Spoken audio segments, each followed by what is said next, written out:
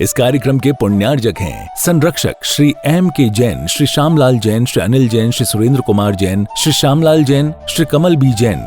कार्यकारिणी सदस्य प्रधान डॉक्टर राकेश कुमार जैन, सचिव सुरेश चंद जैन, कोषाध्यक्ष अभय कुमार जैन, उप प्रधान अनिल कुमार जैन, संयुक्त सचिव अमित जैन, संयुक्त कोषाध्यक्ष हिमांशु जैन, सदस्य संजीव कुमार जैन, सदस्य टेकचंद जैन, सदस्य नवीन चंद जैन, अभिषेक जैन, सदस्य सुरेंद्र जैन, सदस्य किशन चंद जैन, सदस्य राजेश जैन, सदस्य विजय जैन, सहयोगकर्ता पारस किशोर मंच।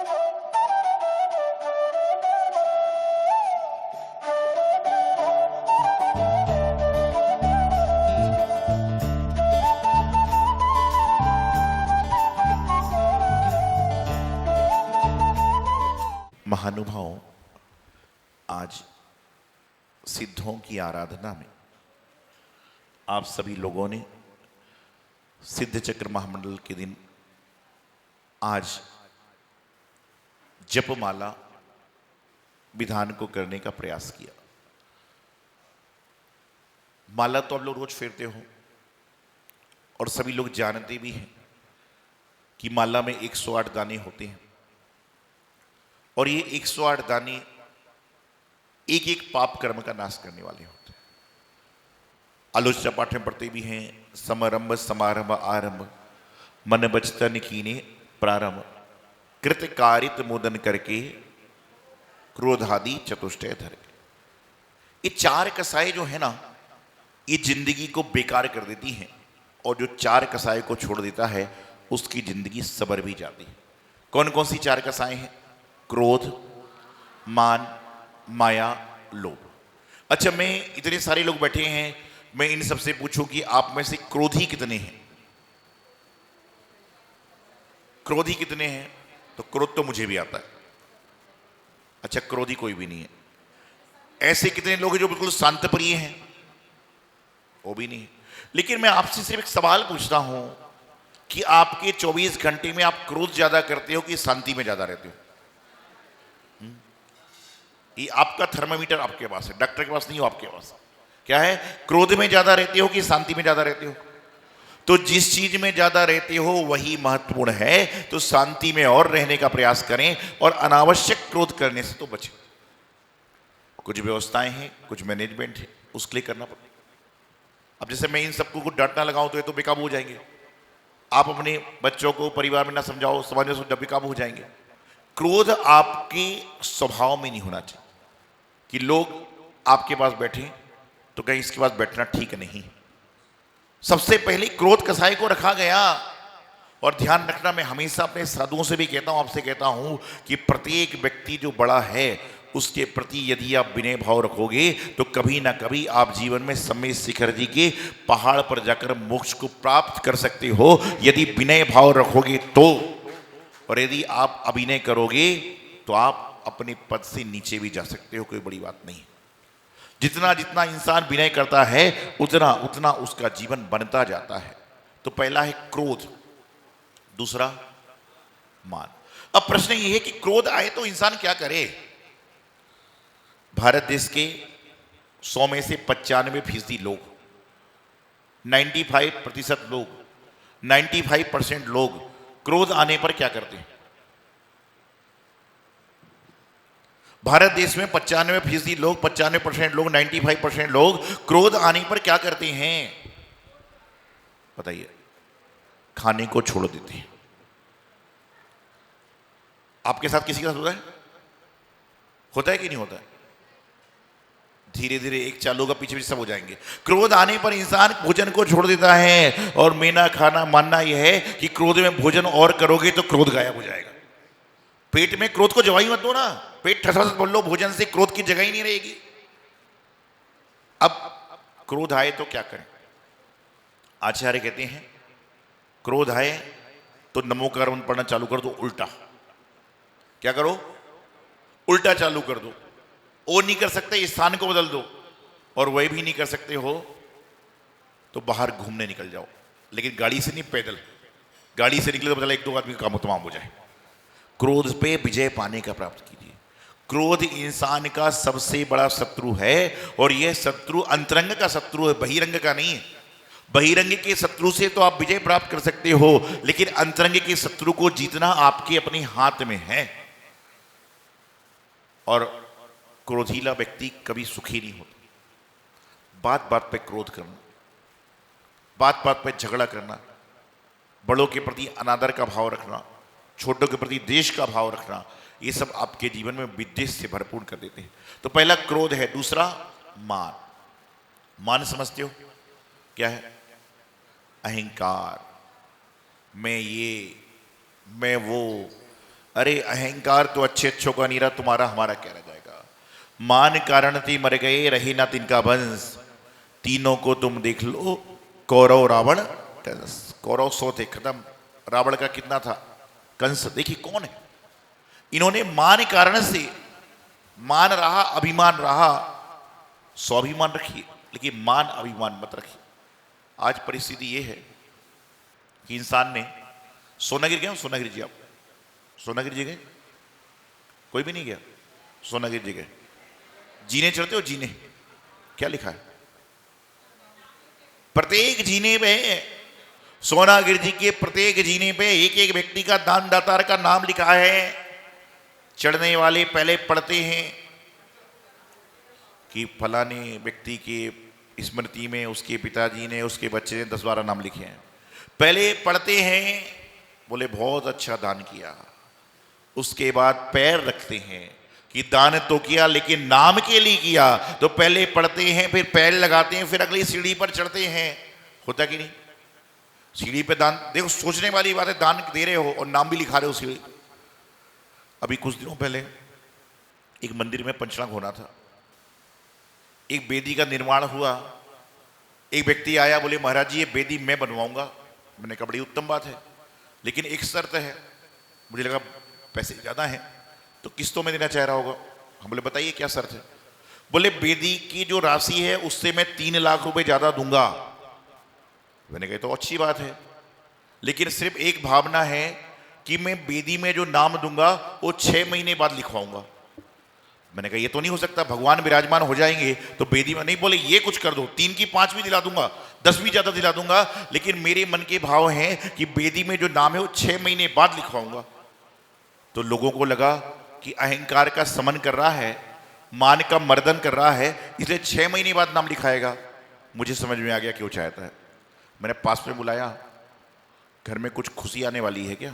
बोले हाँ महाराज जी। बोले 6 महीने, अभी 3 महीने बाद मेरे घर में कोई संतान की उत्पत्ति होने वाली है, तो 3 महीने में आपके यहाँ से नामकरण भी हो जाएगा। तो मैं चाहता हूं कि आने वाली संतान का नाम भी बेदी पर आ जाए। मैंने कहा तो 2 मिनट का काम है। मैंने कहा 2 मिनट का काम है। बोले कैसे। बोले महाराज जी मुझे पता नहीं कि लड़का होगा कि लड़की। मैंने कहा तो 2 मिनट का काम। बोले क्या। मैंने आप बेदी पे सबसे लास्ट में नाम लिखा दो, संतोष या निर्मल। बोले इससे क्या होगा। मैंने कहा संतोष या निर्मल जो होते हैं वो बेटा बेटी दोनों में चलते हैं, कि बेटी होगी तो भी चल जाएगा और बेटा होगा तो भी चल जाएगा। तो बोले महाराज जी कुछ फैंसी नाम बताओ ना, ये तो पुराने हो गए। संसार में ये चल रहा है कि आदमी 6 महीने बाद इंतजार कर रहा है। अरे आज का सोच, पता चले 6 महीने बाद तेरा नाम स्वर्गीय में ना जाए। 6 महीने बाद ऐसा ना हो जाए कि स्वर्गीय में नाम आ जाए तो हम कहेंगे वेदी में स्वर्गीय का नाम नहीं लिखा जाएगा। लो साहब, पोते का तो आ गया, तेरा चला गया। इसलिए हमेशा इसके चक्कर में बचो। मान जो है ना बहुत खतरनाक है। मान को महाविष कहा गया। क्रोध, मान, उसके बाद में तीसरे नंबर पर क्या है? माया। 4 कसाएं हैं। क्रोध पुरुष है कि स्त्री है? बताओ। क्रोध पुरुषवाचक है कि स्त्रीवाचक है? मान पुरुषवाचक है, स्त्रीवाचक है? पुरुषवाचक है। लोभ पुरुषवाचक है, स्त्रीवाचक है? सिर्फ माया क्या है? माया। माया मतलब लड़की। लड़की को क्या कहा? लड़ाई की चाबी। की मतलब क्या होता है? लड़की की मतलब, और लड़ मतलब लड़ाई, तो लड़ाई की चाबी। तो माया जो है ना, मायाचारी में आदमी इतना निपुण हो चुका है, इतना निपुण हो चुका है। आचार्य उमा स्वामी महाराज ने तत्वार्थ शतगुरु ग्रंथ में कह दिया, माया त्रिगुणश्य, कि मायाचारी करने से इंसान क्या होता है? त्रयंच बनता है। आप देखते हो ना, कई बार आपके घर के बाहर बहुत सारा जानवर बैठा ही रहता है। सम्मेद शिखर जी में 1983-84 जब मैं 3-4 साल का था, धुंधला याद है, एक पूरा यात्री संघ गया था और वहाँ पे 13पंथी या 20पंथी कोटि में कुत्ते घूम रहे थे। तो घर के जो मामा पिताजी लोग थे, उन्होंने उनको खाने के लिए आलू का समोसा डाला। ये मेरे बिल्कुल आंखों देखी बात बताता हूँ। तो उस समय मैंने देखा था कि उस समय उस त्रियंच ने, जो कुत्ता था, आलू का समोसा लिया, पपड़ी पपड़ी खाई, आलू छोड़ दिया था, क्योंकि वो शिखर जी का कुत्ता था। लेकिन आज जब शिखर जी में इंसान ने जाके आलू खाना चालू कर दिया तो त्रियंच खाएं तो कोई बड़े आश्चर्य की बात नहीं है। यदि प्रत्येक जैनी ये संकल्प कर ले कि मैं सम्मेद शिखर जी जाऊंगा लेकिन वहां कभी भी गलत चीज नहीं खाऊंगा। गलत चीज मतलब कोल्ड ड्रिंक है, पकौड़ी है, समोसे हैं, चिप्स हैं, खाने क्या कर रहे हो आप? दूषित कर रहे हो, आप वातावरण को प्रदूषित कर रहे हो, और ये आपके जीवन को समझते हो। माया, मायाचारी करने से त्रियंच गति का बंद होता है। आज जितनी मायाचारी कैसे करते हो आप? जैसे आपसे मैंने कहा कल विधान में बैठ रहा, आपको 100% पता है मैं नहीं बैठूंगा। आप सीधा कहिए महाराज जी मैं नहीं बैठ सकता। आप कह दोगे नहीं महाराज जी कल मैं बैठ जाता, लेकिन कल मेरे बच्चे की पीटीएम है। पीटीएम होती है क्या? एटीएम क्या होता है? पीटीएम हो रही है। फिर भगवान जाने आजकल पीटीएम कैसी हो गई कि महीने में हर एक महीने पीटीएम चल रही है। ठीक है जी। 2 दिन बाद मैंने बोला विधान में बैठना, बोले महाराज जी जरूर बैठता, लेकिन किसी क्या कोई शादी ब्याह में जाना है। ठीक है भाई। 5 दिन बाद वो आया, मैंने कहा विधान बैठ जाओ कल तो हवन है। बोले महाराज जी अब बैठ के क्या करूंगा, अगले बार पूरे 9 दिन आपके सानिध्य में बैठूंगा ना। और 3 साल बाद में आया, मैंने कहा वो आदमी कहाँ है? बोले भगवान को प्यारा हो गया। 3 साल बाद जब मैं आया, जब मैंने कहा भगवान वो आदमी कहाँ है? अब भाई 80-90 साल का आदमी था तो भगवान को तो प्यारा हो गई होगा ना। तो बोले वो तो भगवान को प्यारा हो गया। मैं सोचता रह गया, कम से कम मेरी बात मान के एक दिन ही हवन कर लिया होता तो। जीवन में कब किसके साथ कब क्या हो जाए कोई पता नहीं। लेकिन मायाचारी इतनी कूट कूट के भरी है कि इंसान घर पे बैठ के पेपर पढ़ रहा है, घर के बैठ के कुर्सी तोड़ रहा है, लेकिन उसको जिन मंदिर में आया नहीं जाता। आज यदि हम ग्रीन पार्क की बात करते हैं, यहाँ पर बतलाने वाले, बोलने वाले, दान देने वाले बहुत हैं, लेकिन यदि हर 4 घर से एक व्यक्ति अभिषेक करने आए तो ऊपर वाले तल में खाली आदमी रहे, औरतों को तो देखने की जगह ना मिले। यदि हर 4 घर से एक आदमी आए तो 200-300 आदमी तो मंदिर में अभिषेक करने वैसे ही पहुंच जाए, लेकिन कर्म ही नहीं है, पुण्य ही नहीं है, करने के भाव ही नहीं है। जिस दिन आप भगवान जी के ऊपर मस्तक पर कलश रखते हो, उस दिन अपने आप को दुनिया का सबसे बड़ा सौभाग्यशाली व्यक्ति समझना कि आप भगवान के मस्तक पर जाकर जलधार डाल रहे हो। जिस दिन आप यहां पर जो महिलाएं पूजन करती हैं, जिस दिन अष्टद्रव्य की थाली लेकर पूजन करती हैं, उनके घर में जो भोजन है वह समझ के चलो हमेशा के लिए अक्षत का काम करता है, अमृत का काम करता है। क्योंकि यहां भोजन के आप सामग्री चढ़ा रहे हो, वहां भोजन शुद्ध हो रहा है। इसलिए लोग क्या करते हैं, हमारे त्रिशला जी हैं, इन्होंने क्या रखा, बोले परमानेंट शांति धारा हमारे नाम से कराओ, अभिषेक शांति धारा कराओ। क्यों कराओ? कि बोले पुण्य की प्राप्ति कैसे हो। नित्य प्रति आदमी तीर्थों पे, मंदिरों में, गुरुओं के संग में जाके दान करता है। क्यों करता है? कि हम अपने हाथ से नहीं कर पा रहे तो साइड से कराएं, लेकिन पुण्य बढ़ाने वाली क्रियाएं हैं। लेकिन आज पिछले कुछ समय से इतना जैन धर्म का मटिया मेट हो रखा है, पढ़ो पढ़ो पढ़ो, पढ़ पढ़ के क्या करोगे? पढ़ने के बाद जीवन में उतारो। मैं तो आपसे कहना चाहता हूं, आज तक ग्रीन पार्क में जितने पढ़ाने वाले आए और जितने पढ़ने वाले आए, उनमें से भी एक संत बना क्या? वो तुम्हारे जैसा ग्रस्त है, उसको नमस्तु क्यों नहीं करते हो? क्योंकि उसके ज्ञान है लेकिन क्रिया नहीं है। कभी कोई विद्वान आए पढ़ाने वाला, उससे ये तो पूछना कि भैया आप संत बनोगे क्या?